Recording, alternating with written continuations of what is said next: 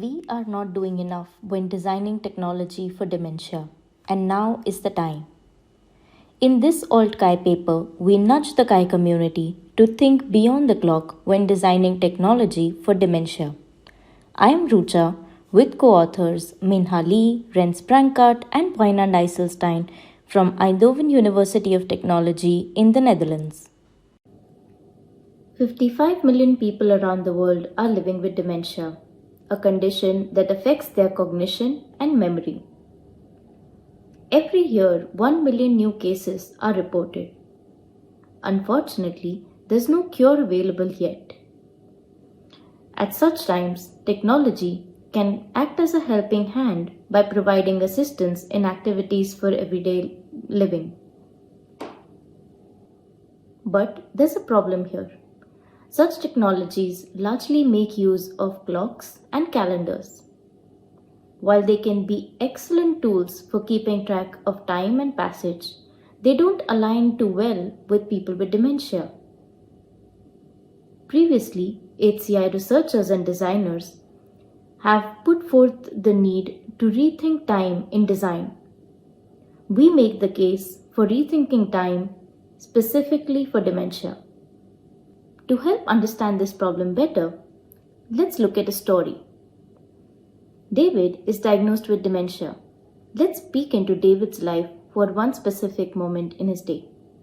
It is Saturday around late morning. David is petting his dog.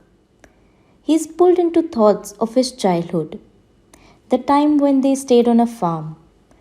The sun-kissed fields and so much joy and laughter with the family. Isn't Christmas coming soon? The twinkling lights and the warmth of being close to family again while it snows outside. Good afternoon, David. It's 12 noon. It's time for your lunch. Suddenly a voice calls out. David is startled. Who is even talking? Where are they? David is starting to get worried. He looks around the house and cannot find his partner. Panic sets in. Actually, the sound is coming from an assistive technology in the house, a talking screen-based clock that can send reminders for the tasks at a preset clock time. David's partner has set reminders for David here. After some time, the door opens. Hi David, I'm back. It's David's partner. David is now relieved. Sometimes people like David might lose track of the now while they think of moments based in their past or future. During these moments, a sudden call to action from a technology is simply not enough. Such an approach to technology in dementia is especially problematic because people struggle with the use and understanding of a clock. A slightly dated although common assessment tool for early screening of dementia includes a clock drawing test. Here, the people are provided with a circle. They need to write the numbers and draw the hands of a clock for the specific time that is told to them. The results of the test reveal what might be going wrong in relating time to the physical representation of a clock. While the brains of the people diagnosed with dementia undergo a change in experiencing time, the world of others is still synchronized by a central clock time. This includes home settings with family, people from their social circles, and healthcare settings with formal caregivers and medical professionals. Technology projects a strict clock time and executes the given role of sending reminders. The goal of clock time in technology is to bring everyone to that singular, definitive perception of time and make people fit into time dictated by the clock. But time is beyond the clock.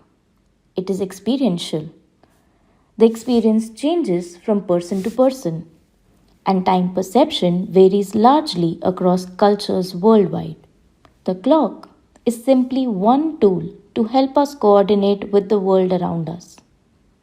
Why limit to the clock as the only tool that communicates time? So, if not the clock, then what? It is time to collectively explore this question and come up with solutions that might work. Communicating time and its passage can be intuitively done through already familiar objects or artifacts, for example, an hourglass. Also, metaphors, especially those based in the space that we live in, can be leveraged. Language plays a key role too. We use language to capture our experience of time and to talk of activities we do in time. Also, different cultures around the world make use of their own language to get across their experience of time. With the recent progress in large language models, for example, ChatGPT, it is possible to leverage on language as a powerful tool. Now, most of us are used to following clock time in our daily life. By taking a step back and defamiliarizing, we can gain a new perspective on the problem. We have tried to demonstrate this through the story of Alice in the paper.